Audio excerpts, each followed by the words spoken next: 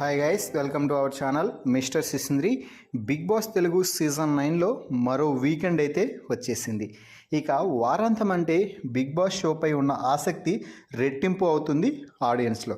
ఎందుకు అంటే వీకెండ్ రోజే హోస్ట్ నాగార్జున బిగ్ బాస్ వేదికపైకి వచ్చి ఈ వారం పాటు హౌస్మేట్స్ ఆడిన ఆటపై తన రివ్యూ ఇచ్చి కొందరికి పొగడ్తలు మరికొందరికి విమర్శలు చేస్తూ వెళ్ళిపోతూ ఉంటారు. ఈ నేపథ్యంలో ఈరోజు బిగ్ బాస్ వేదికపైకి వచ్చినటువంటి కింగ్ అక్కినేని నాగార్జున క్యాప్టెన్ అయినటువంటి రాము రాథోడ్తో మాట్లాడటం జరిగింది.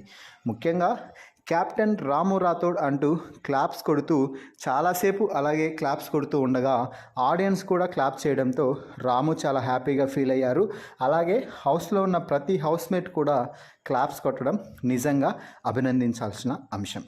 అయితే రాము ఈ వారం రోజుల పాటు కంటిన్యూగా టాస్క్ ఏదైనా కూడా టీం ఏదైనా కూడా తన ఎఫర్ట్స్ మాత్రం 100కి 1000% పెట్టి టాస్క్లో అయితే పాల్గొనడం జరిగింది. ముఖ్యంగా పవన్ కళ్యాణ్ ఇమ్మాన్యుయల్కి ఈ వారం గట్టి పోటీనిచ్చింది ఎవరైనా ఉన్నారు అంటే అది కేవలం రాము రాథోడనే చెప్పవచ్చు.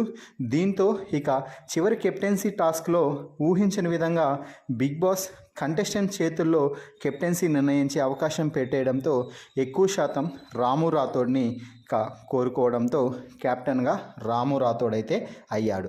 దీంతో ఈ వారం కెప్టెన్సీ దక్కించుకున్నటువంటి రాము రాథోడ్పై ఈ అన్ని విషయాల గురించి చెప్తూ మంచిగా గేమ్ని ఇంప్రూవ్ చేసుకున్నావు, అందరితో బాగా మాట్లాడుతున్నావు, ఎక్కడ ఫైర్ అవ్వాలో అక్కడ అవుతున్నావు, ఒక స్టాండ్ అయితే తీసుకుంటున్నావు, సూపర్ రాము, ఇదే గేమ్ నువ్వు కొనసాగించినట్లయితే ఖచ్చితంగా నువ్వు అనుకున్న స్థాయిలో నిలబడతావు అంటూ మంచిగా బూస్టప్ ఇచ్చే మాటలైతే చెప్పడం జరిగింది.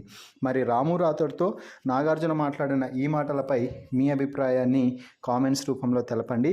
అలాగే కెప్టెన్గా రాము రాథోడ్ తన బాధ్యతలను సక్రమంగా నిర్వర్తిస్తాడా లేదా అనేది కూడా కామెంట్స్ రూపంలో తెలపండి.